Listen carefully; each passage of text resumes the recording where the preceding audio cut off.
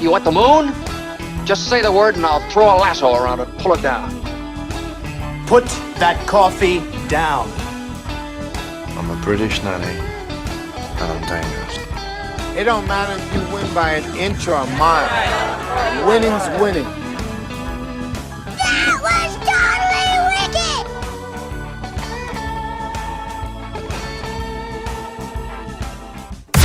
A congressman from Minnesota's 1st District for 12 years, and now sharing his thoughts with us on the Al Travis Show. It's Congressman Gil Gutknecht. I love having him on the program. Congressman, how are you today? I am wonderful. Good. You understand this more than most because you're up there, like, say, for 12 years in Congress. When Trump decided this tariff thing, which most of us have, I don't even ever thought about seriously, he brings it up, got the big poster board thing showing how everybody else is tariffing us and we're not doing the tariff thing. And he comes out, we're doing it. 90 days, I'm going to get this all fixed. The world was going to end. I don't even remember this. Every human on television was like, tariffs, this is going to cause inflation. Inflation is going to cause the stock market. The stock market is going to go down. This is going to be the end of times. And Trump's like, no, it'll be fine. Just watch. Stock market's at an all-time high. We got $100 billion or something in the bank because of the tariffs, and inflation is down. Maybe I'm missing something. I do actually have tomorrow an economist coming on. How can the economists all be wrong? How can everyone be wrong but Donald Trump? Well, everyone was not wrong. I mean, you and I were right. Oh, well, okay. Guess we're the rest of the world was wrong. We got it right.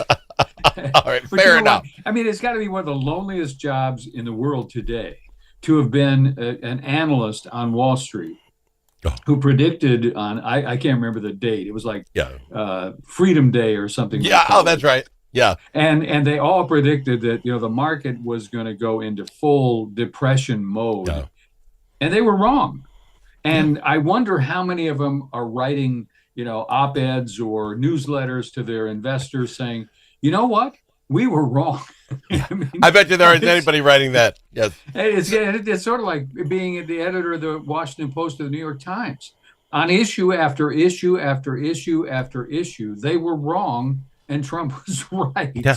What it's the price of eggs and inflation, what was going to happen to energy prices, what's going to happen to this, the big beautiful bill is not going to pass, and on and on and on. Every time they've bet against Donald Trump, they've bet wrong. You would think by now they would realize, maybe the guy knows what he's doing. And maybe, and here's a really important point. I want to make this. Okay. He really meant what he said when he put that, MAGA on his hat. Make America great again, okay? We're going to enforce the law. He took an oath. Every president that I was around, when they put their hand on the Bible and said that they would faithfully execute the laws of the land, they didn't have their fingers crossed behind them and say, accept immigration laws and accept laws that I don't agree with. Donald Trump came in and said, we're going to enforce your law. And people say, well, you can't deport, illegals. Yeah, you can. Yes, you can. Yeah. And then he said, if we set this up right and we give incentives and disincentives to employers and various, people will self-deport. The experts said, well, that's not going to happen. Well, over 1 million already have. Yeah. And I think that number will continue to grow. So I think it's time to, after 6 months and looking at success after success after success, it's time to just say, whether you like the guy or not, he's doing exactly what he said he was going to do, and he's doing it successfully, and the country is better off for it. What I don't understand, and I think you're 100% correct, don't get me wrong, is I don't understand if it's just the knee-jerk, Trump must be wrong because we hate Trump, the tariff thing and what it would do to the economy. If your whole job is being an economist for CNN, Fox, whatever, is your job is to study and say, wouldn't you look it up and say, well, how does this work and what will it do? How can it be so wrong? The stock market is up. Inflation is down. And we're making money on other countries. No one else could see this but Donald Trump and his people. I don't get that. You don't have the same degrees. You're not looking right. It's a hate for Trump. Yeah, no, that's the only thing you can say is they have an impression that Trump and his team are a bunch of bumpkins and they don't know what they're doing. And so if they say this, it must be wrong. and they don't stop and really look at the facts. I mean, look at these tariffs. Now, it's interesting today, the president of France, Macron, is saying, wait a second, we don't want a level playing field in terms of tariffs. And I was thinking about this morning. Why is Macron being the noisiest among the European leaders about, a flat 15% on their side and 15% on our side, and we will try to figure out ways to compete within that framework? Why is Macron so upset about that? Well, I presume the answer came to me. It's Airbus. One of the advantages Airbus has had against the United States is the tariffs. Now, all of a sudden, if Delta, now let's just take Delta, and I'm not trying to really pick on them, but they said something that the CEO of Delta said something about 6 months ago that really caught my ear. And at one time, Delta was one of Boeing's best customers. Virtually every plane that Boeing or that Delta owned was a Boeing plane. Well, they made the announcement that they're moving away from Boeing, and that all of their bigger planes, the Airbus A350s, are gonna come from Toulouse, France. Well, let's just look at that.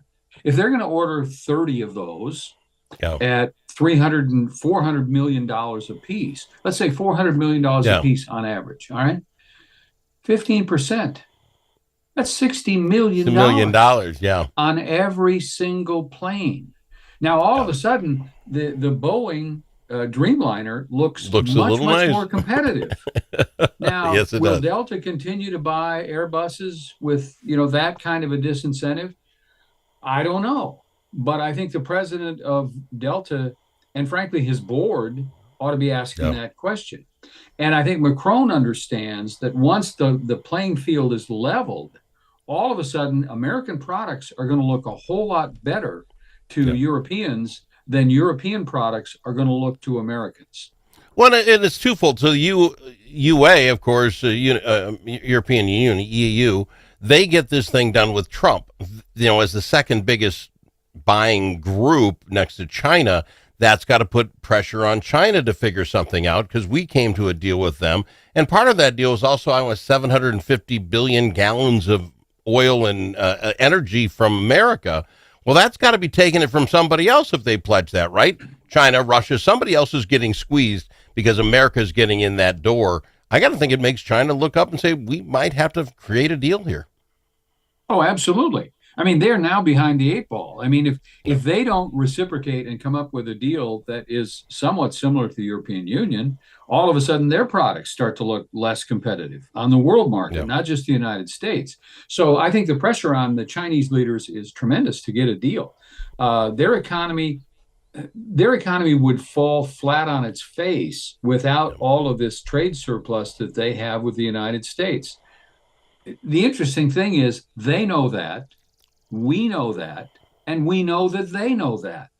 And Trump is sitting there, and he's got a full house, and he knows that at best, the Chinese got a pair of deuces, And so ultimately, he knows that he's going to get a good deal with China. And now that we have this deal with the European Union, we have deals with India, with all the major trading partners, all of a sudden, China is behind the eight ball, and his hand looks even stronger. It's interesting to me, though, that Trump has waited to do the deals with China and Canada until last. Yeah, because it makes sense. I mean, now the pressures change. He's this brilliant, what I want to say, negotiator. He just knows what he's doing, and it just comes natural to him. And Canada's got to be feeling the squeeze, too, as well. I got to go to break. I would like to talk about the fact that Russia, he hasn't come to terms with them, but with what's going on in the Ukraine, Trump said yesterday, I'll give him 10 days, maybe 12 now. We're going to push this thing up. He doesn't seem to be Putin's puppet much. We have a bunch of news about that. We'll talk about it on the other side. I've got him. He's Congressman Gil Gutknecht on the Al Travis Show. Think about it. A famous politician once said, "You're entitled to your opinion, but you are not entitled to your own facts." But in a world full of AI and fake news, Where can Minnesotans find the facts? Center of the American Experiment is Minnesota's go-to source for fact-based analysis and common sense solutions for taxes, energy, public safety, and our kids' education. Visit AmericanExperiment.org for more information. Think About It is brought to you by Center of the American Experiment, Minnesota's think tank. Dust from livestock buildings can be harmful to your animals and to you. Coughing animals can lead to costly vet visits and other serious health problems. Now there's an environmentally safe solution for your dust problems. It's called Dust Lock. Dust Lock can control the dust all summer long with just one application. Protect your animals and your health with Dust Lock. Learn more at dustlock.com.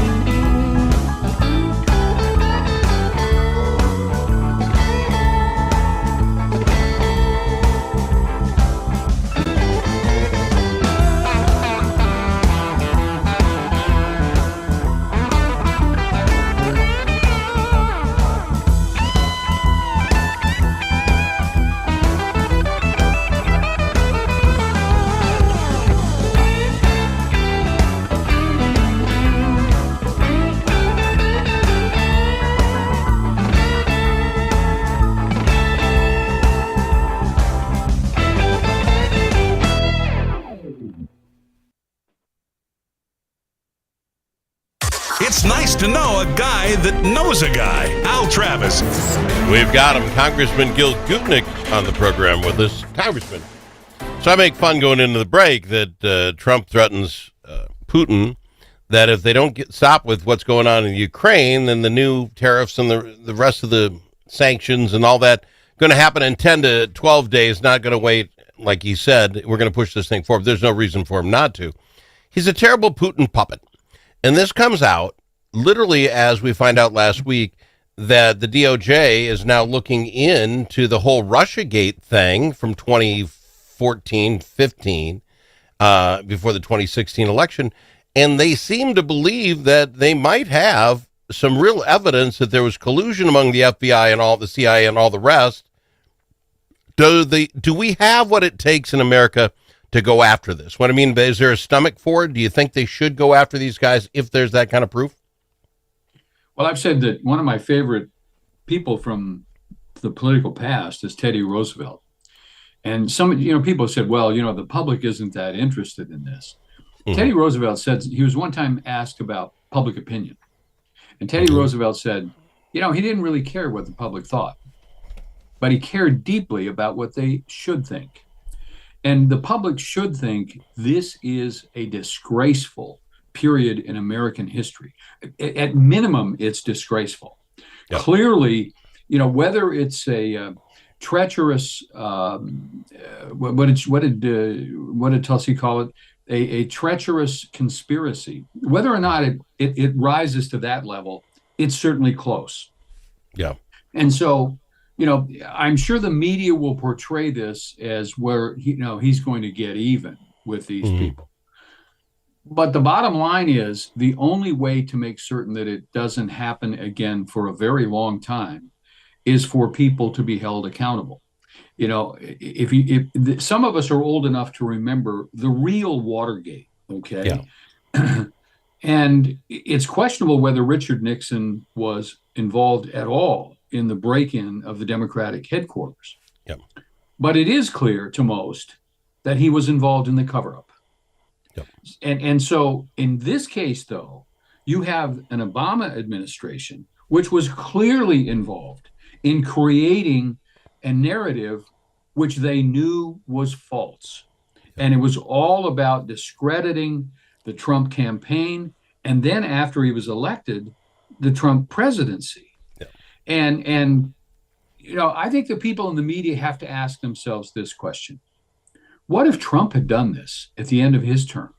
What if he had done this to Biden during his campaign? I mean, the idea that it's a Republican-Democrat thing, I think, is almost ludicrous. This is really about what kind of a republic we're going to have.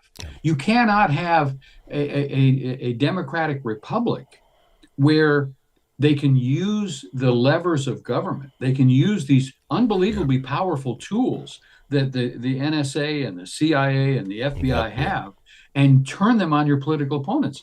The key question, it seems to me, that the media needs to ask, and we need to ask as Americans, we need to force the media to ask this question. Why? Yep. Why? Why did Obama have this meeting? Why did he say we have to have a new assessment after the election? It's sort of like the old German term, macht's nichts. It matters not. Trump has been elected, and there was no evidence that Trump was Putin's hand puppet. Yep. There's now a lot of evidence that the national media was the hand puppet for the Obama administration, and for the narrative that that Trump had colluded with the Russians to win the election. There was never any evidence of that, and we need to get to the bottom of it. Here's what gets me about this whole thing. Politicians are going to do politically bad things. Obama will probably be able to get by with it because, presidential immunity, doing things. I get that. But the head of the FBI, head of the CIA, and those organizations, the Clintons, Hillary and the rest, you have to get as high as you can and show them that there's prison if you do this as the FBI. The FBI, as soon as that happened, should have turned around and said, hey, here's what's going on in the world, and been honest. When you can't trust those organizations, we have a problem in America, right? I am now scared that the FBI can cover all this stuff up and make us all look like fools. We have to clean that up. That's where I hope that people go to jails, the FBI, the CIA, the NSA. Those are the people we pay to protect us. And when they fall, we all can fall. Right. Well, they've destroyed the reputation of the FBI. I mean, they've destroyed the reputation of the CIA. I mean, we now know, and you can say, well, 50% of Americans don't care. Well, that doesn't matter. That's irrelevant. Okay. What they think doesn't matter. History matters. And if you go back in history to Watergate, people went to jail. Careers were destroyed. A president resigned. And there will always be at least an asterisk behind Richard Nixon's name. So actions have consequences, and there has to be consequences for what they did. I mean, let me ask this question. Why did the FBI send a SWAT team down to Mar-a-Lago to get documents which Trump and his lawyers had said, we'll turn them over? No. Why? Why did they go through Melania's underwear drawer? Why? I mean, you look at all the things they did to both distract and advance this notion that Trump is, some kind of a corrupt individual who was owned by, the Russians. There has to be consequences. All right. It's got to be a yes or no. I have 1 minute left. What about the investigations into the Biden as far as the administration? If Biden wasn't fully functional, who was using the auto pen? Does that strike you as something we need to know? Well, I think it has to be clarified that, that there has to be some evidence that the president was actually in charge of the pen. Yeah. And I'm not sure what you can do to Biden or any of his staff, but it certainly is a black mark against everything that they did, particularly in the last 6 months of the administration. And maybe we had to get to some sort of law that says there is no auto pen if it can't be signed in the next 10 days. I mean, why could it not be? Go across. We have if it's an official emails. document. Yeah, if it's an official document, it ought to be signed by the president, and or if it's signed by an auto pen, there ought to be some kind of an attachment that he has approved the following list that will be signed. Right. Sir, I got to fly. We're out of time. Appreciate you being here. Do it again in a couple of weeks. Time goes fast. Congressman Gil Gutknecht. Yes, it does. If it's your turn to host a game,